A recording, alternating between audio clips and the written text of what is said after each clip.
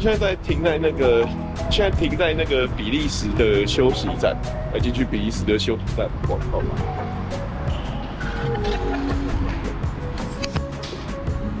那一样有厕所，然后餐厅，有卖点吃的，等一下可以看一下。然后到比利时之后就已经进入到那个法语区。这边的听到的已经变成是法文了。这里是星际大战的娃娃，蛮酷的。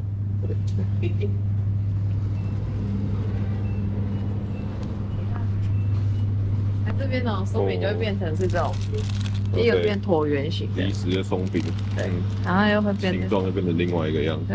然后它变火，它这个松饼种类变很多哎。对，然后它这个waffle都变成这样子，变成是扁的，没有，它本来就扁的，但是它变成是椭圆形的，椭圆形的，跟荷兰的就不太一样了。然后就比较软，它比较没有包什么糖浆的那种。东西现在已经来这个大松饼，大松饼，比利时大松饼。你看我们很想买一包回家。你要买吗？这种超级大松饼，你买一个吗？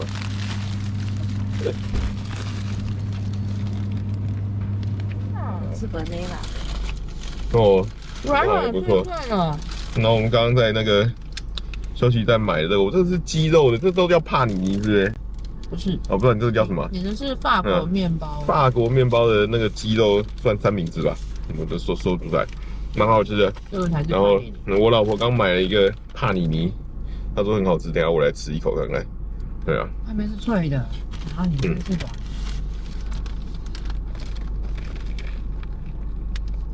你有没有我不能吃的东西在里面？没有，这样，长这样子，这样好像不能吃。可是我觉得我喜欢欧洲那种，就是不会加奇怪的酱，它的面包蛮好吃，我觉得。对，比较脆一点。你把你嘴巴弄干净，先给我沾到酱，给你吃一口。你要不要闻闻看？吃小口，吃小口一点。好，就这样。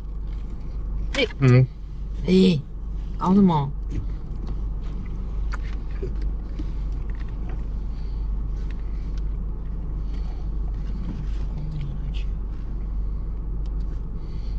还有，不管了，反正他们最后再打。然后他们的经典饮料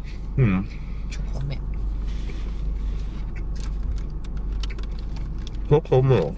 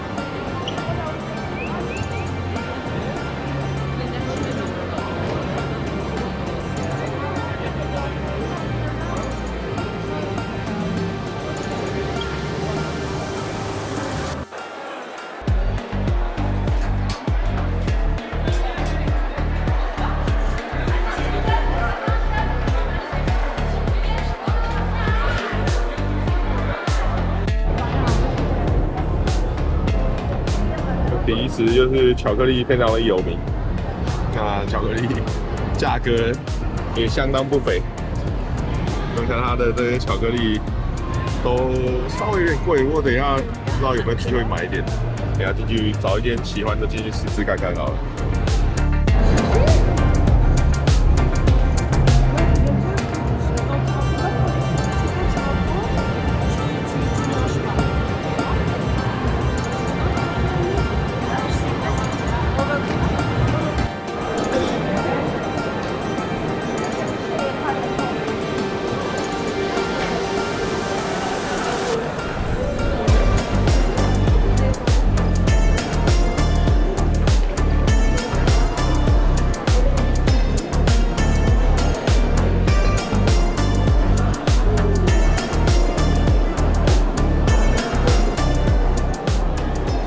我后面这一条是那个圣修伯特拱廊街，那可以看到这边其实卖很多这种就是巧克力啊、点心啊，还蛮好买的地方，然后一些像是家饰类。然后这一条拱廊街其实它整个那个很古典哦，在欧洲很常有这种就是街道，其实走进来逛街，因为这也不用担心下雨天，所以其实还蛮舒服的。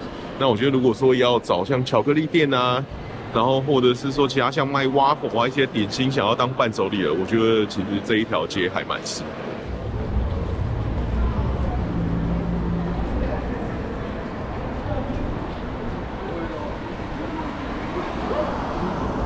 大薯条。走，别站在这里。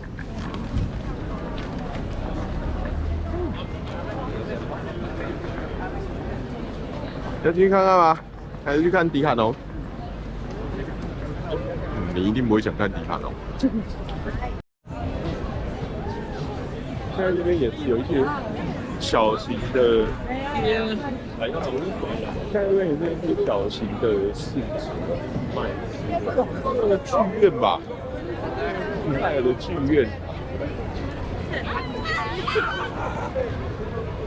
然后那边也是卖一些像那个肉类的东西，海鲜跟肉类的东西。然后在后面这边有一些百货公司，今天好像还有开到7点。对啊，我老婆等一下应该会去逛逛，那我可能就是在城区随便走一走吧。反正比利时就是它的薯条很有名，在台湾好像也有卖啊。然后我们就点了比利时薯条，我加了一点那个黄芥末酱。是，松露哦，松露酱，它是松露酱啊，不过它里面有掺点一点黄芥末。啊，这边会另外挤酱。然后这边上面有另外挤了一些酱在上面，怕你吃不够。荷兰不一样哦，好像是全部都挤在上面。那我们走到那个，这应该是邮局布塞尔邮局前面的广场，它也是看起来还有圣诞市集在这一边，然后旁边是那个地铁站，它这边直接出来就是，对，像是市集之类的。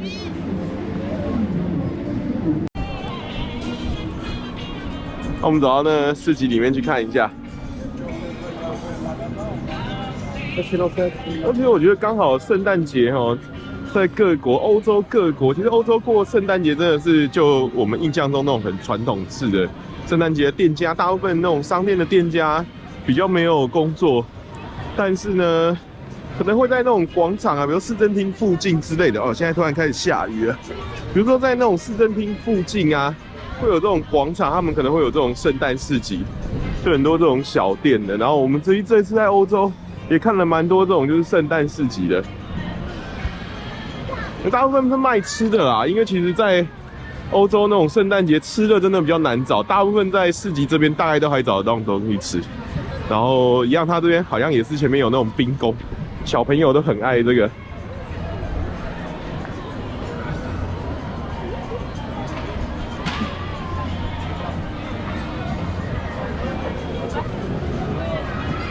对，也是冰宫。在欧洲真的很多地方都会有这种，就那种有点像溜冰场之类的。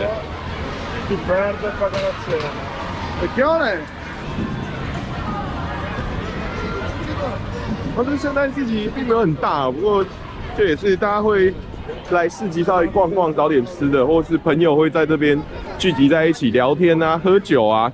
像我们这几天在像奥地利或者是荷兰，很多就是在这种市集的那种座位上面，大家喝酒聊天，然后一大早就开始喝打屁之类的。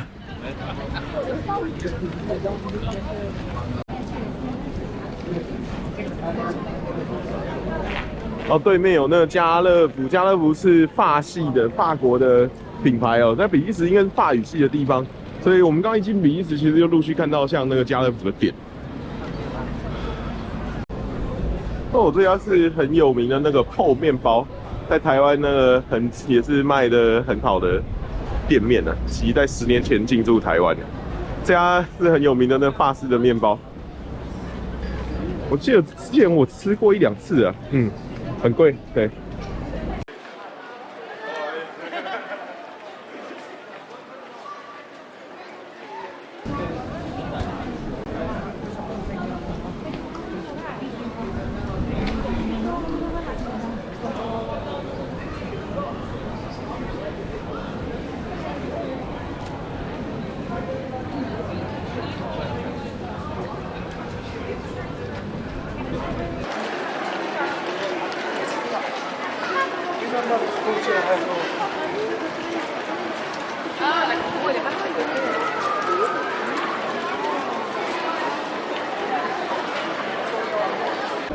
哇，这家的薯条超多人在排队的，排队人超长。我们现在走到这一栋，在 Google 地图上面说是布鲁塞尔证交所。哇哩嘞，证交所弄一栋这么漂亮的建筑物，真的是也太酷了吧！然后在证交所前面也是。在证交所前面也是有一些市集商店哦，然后往证交所的证交所的大门前面过去，应该是那个教堂，应该是就是各地的主教堂往这个方向。好，我们再往主教堂的方向过去好了。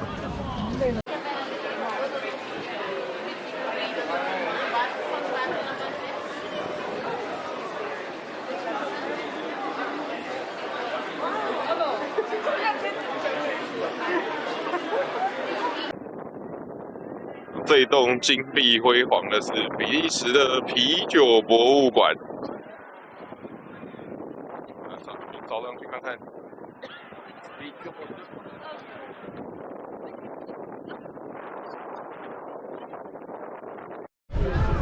我们走到那个，这应该是布鲁塞尔的，应该是市政厅吧？哇，这栋建筑。从这样突然看过来，真的是蛮雄伟的。然后后面这个是布鲁塞尔的，后面这栋是布鲁塞尔的城市博物馆。然后这边好像是那布鲁塞尔的大广场。哦，这一栋真的是很气势磅礴的建筑。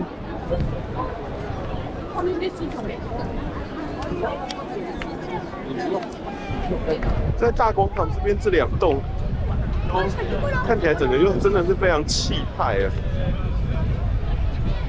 来照一个这个全景。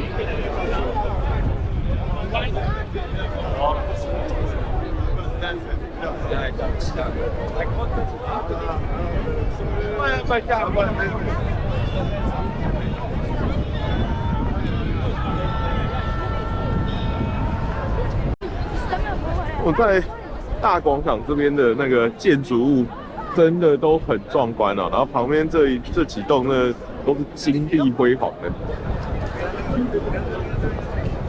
布鲁塞尔这边真的是蛮特别的，它有一些很带有古典味道的建筑，巴洛克哥德式的建筑，然后又有一些很现代感的东西。我觉得这个风格在欧洲感觉真的是蛮特殊的，蛮不一样的风格的。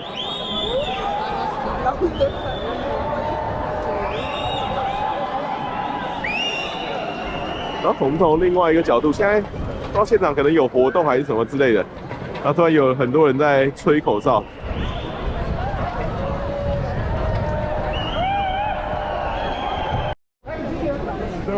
尿尿小童，那比利时大家应该曾经都听过这个，就这边不知道为什么变成很知名的观光景点。到此一游。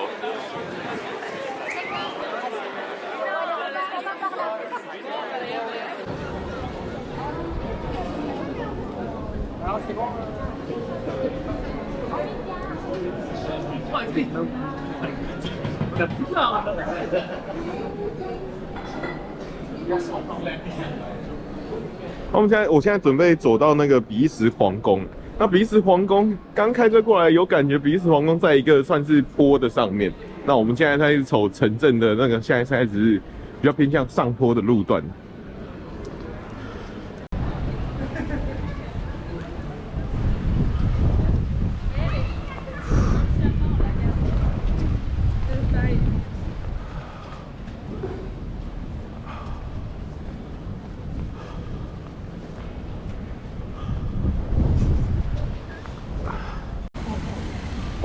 现在时间是比利时的大概下午4点半，天已经开始逐渐黑了，然后现在开始已经就是灯已经开始亮。那我觉得感觉起来在晚上啊，在布鲁塞尔现在这种就是圣诞节年底的这种气氛，感觉又蛮不一样的。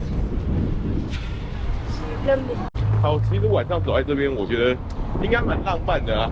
整个城市的景象，然后配上它的灯光，我觉得布鲁塞尔的感觉真的跟这一次来欧洲的其他地方，好，应该说欧洲每一个城市它的特色都有自己的风格，整个建筑的模式啊，然后跟城市的规划，真的大家都各自有各自的特色，都很不太一样。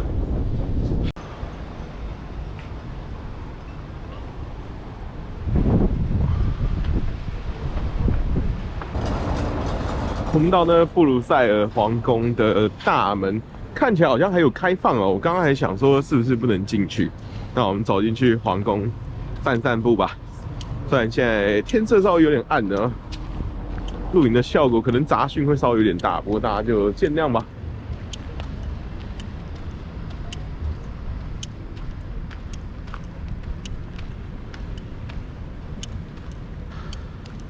这是什么吉祥物吗？还蛮有趣的吉祥物，是在打坐，然后这我回去查看，有查到我在下面补充说明好了。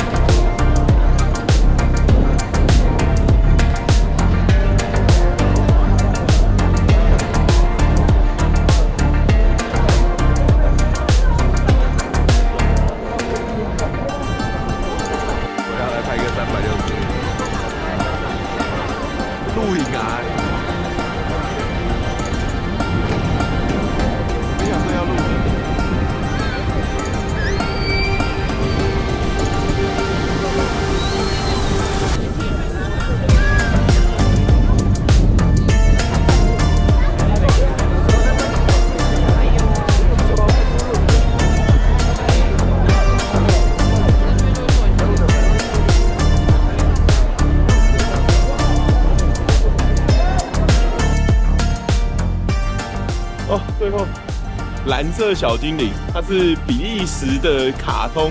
对，这个如果小时候有看过，我不知道现在的小朋友有没有看过蓝色小精灵。曾经在台湾也曾经很风靡过，对啊。然后它是比利时的作者画的。好，我们这一支影片开车到比利时的一日游，就在比利时王宫面前结束啦。然后喜欢的话，记得订阅我的频道，并且按赞分享。那我们后续还有很多其他的影片，我们下支影片见，拜拜。